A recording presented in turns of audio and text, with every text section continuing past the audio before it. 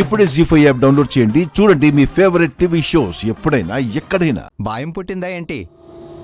చెప్పిన టైం కంటే ముందే వచ్చి నిలబడ్డావు. ఇది భయం కాదు, కోర్టు మీద నాకున్న భక్తి. కాసేపట్లో ముక్తి కూడా వస్తుంది, దాన్ని కూడా పట్టుకొని వెళ్దు గాని.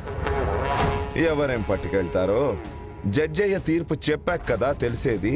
మీ పోడి మహాల వైపే తీర్పు వస్తుందన్న నమ్మకం ఉందేంటి? ఉండండి, వేడివేడి పెనం మీద కూర్చున్నట్టే ఉంటుంది. వేధావా తిడతావేంటక్కయ్? కోర్టు దగ్గర ఉన్నావన్న మర్యాదే లేదు. కోర్టు దగ్గర ఉన్నావనేరా మామ, మా అమ్మ తిట్టి వదిలేసింది, లేదంటే కొట్టి గెంటేసేది. కొడతారు. న్యాయం అయితే మా వైపే వస్తుంది. చూడండి డెవిల్స్, మీకింకో ఆఖరి అవకాశం ఇస్తున్నాను. మీరు చేసింది తప్పు అని ఇక్కడే ఒప్పుకుంటే ఒక రకంగా ఉంటుంది. లేదు, మేము అన్యాయంగానే వెళ్తాము, రాజేషి రాసిచ్చాడు అంటే లోపల ఇంకోలా ఉంటుంది. ఎలా ఉన్నా ముందు మేము తప్పు చేస్తే కదా ఒప్పుకోవడానికి. ఇది రాజేషే నాకు రాసిచ్చాడు, ఇట్స్ ట్రూ. సరే, మీ కర్మ.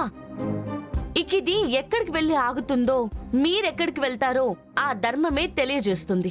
మేము ధర్మంగానే ఉన్నాం, we are ready. Okay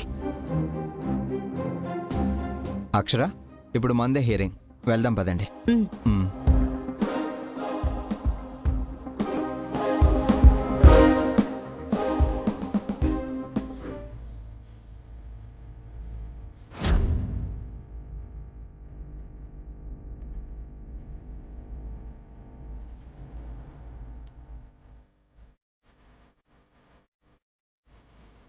You can proceed.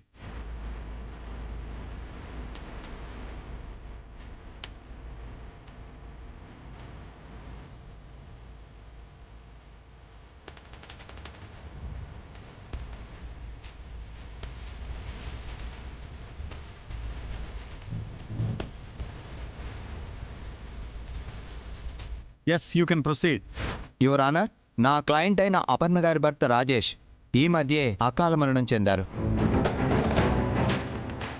వారికి సంక్రమించిన ఆస్తుల్లో ఒకటైన రెస్టారెంట్ని ఈ శృతి అని పిలువబడే ఈ ముద్దాయి రాజేష్ తనకి రాసిచ్చాడని దొంగ పత్రాలు సృష్టించి ఆ రెస్టారెంట్ని కాజేయాలనే ప్రయత్నం చేస్తున్నారు. రెస్టారెంట్ నుంచి అపర్ణ వెళ్ళిపోవాలని గొడవ చేస్తున్నారు. రౌడీలను పంపి బెదిరిస్తున్నారు. నా క్లయింట్ని భయభ్రాంతులకు గురి చేస్తున్నారు. ఇది సబబు కాదని ముద్దాయిని మందలించి నా క్లయింట్ అయిన అపర్ణ గారికి న్యాయం చేయవలసిందిగా కోర్టు వారిని సవినయంగా కోరుతున్నాను. మీరేమన్నా చెప్పాలనుకుంటున్నారా? శృతమా, వస్త్రం వదులు, అందుకుంటాను. నిజమే చెప్పాలనుకుంటున్నాను మై లార్డ్, అబద్ధం చెప్పను. నేను తప్పే చేసి ఉంటే ఇక్కడి వరకు నేను ధైర్యంగా రాను.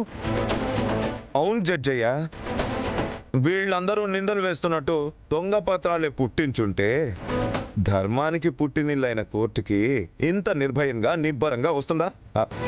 పాపం రాదు కదా.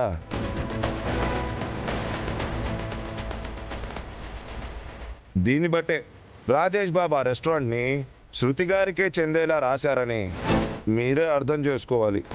కోర్టుకు కావాల్సింది సాక్ష్యాలు, మీ తప్పుడు మాటల్లో వచ్చే అర్థాలు కాదు. సాక్ష్యం లేకుండా మేము రావండి. లాయర్ గారు,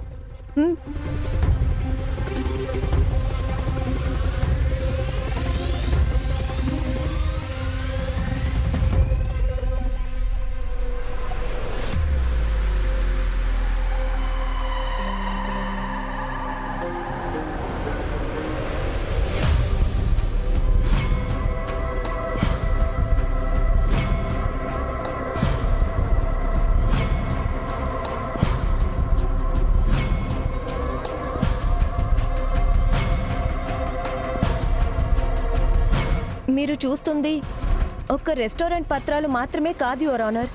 రాజేష్ గారి ఆస్తులన్నీ నాకే చెందాలి అన్నట్టు స్వయంగా రాజేష్ గారే బతుకున్నప్పుడు సంతకాలు చేసి వారు వేలిముద్రలు వేసిన పత్రాలవి.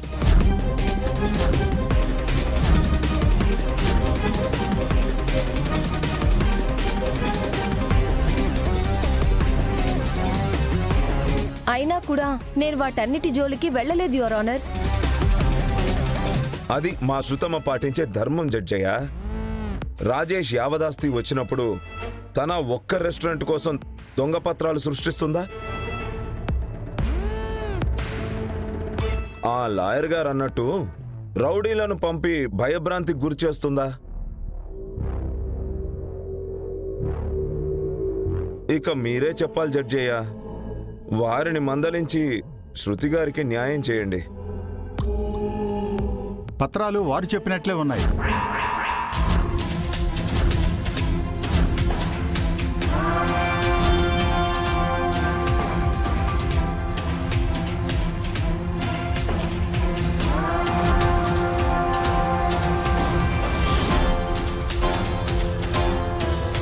దీనికి మీరేం చెప్తారు?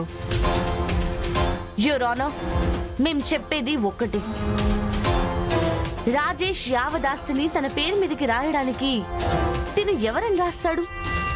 తినసలు రాజేష్కి ఏమవుతుందని రాస్తాడు? తన భార్య అయిన అపర్ణకే కదా వెళ్ళాలి అనుకుంటాడు. ఈ లాజిక్ తోనే తెలిసిపోతుంది కదా యువర్ ఆనర్.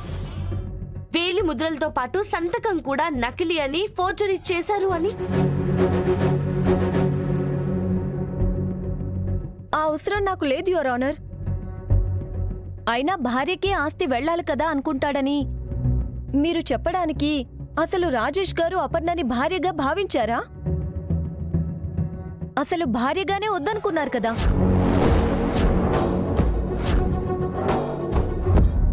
అదే కదా నా దగ్గర రాజేష్ బాధపడేవాడు. నీ దగ్గర? అవునండి. నా భార్య నన్ను మోసం చేసి ఎవరితోనో బిడ్డని కన్నది, తన మొహం చూడ్డం కూడా నాకిష్టం లేదు అని చెప్పి ఆయన నా దగ్గరకొచ్చి బాధపడిన సందర్భాలు ఎన్నో ఉన్నాయి. రాజేష్ని అపర్ణ మోసం చేసింది నిజం కాదా? చెప్పండి. అదలా చిత్రీకరించింది నువ్వే. రాజేష్కి నిజం తెలిసి అపర్ణని క్షమించమని అడిగి ఇంటికి రమ్మన్నాడు. అది నీకు తెలీదేమో. ఇది మీరు చెప్తున్నారు. రాజేష్ నాకెప్పుడూ చెప్పలేదే. చనిపోయిన వాడు వచ్చి ఎలాగో సాక్ష్యం చెప్పాడు కదా అని చెప్పి వీళ్లే కట్టుకథలు అల్లుతున్నారు. ఆ బుద్ధులున్నవి మీకు. జడ్జి గారు, మా తమ్ముడి మరణం వెనుక మాకు అనుమానాలున్నాయండి. వాడు చనిపోయేంత పిరికివాడు కాదు, ఎవరో చంపారు. అవును జడ్జి గారు, ఎవరో కాదు. ఇదిగోండి ఈ అపర్ణే.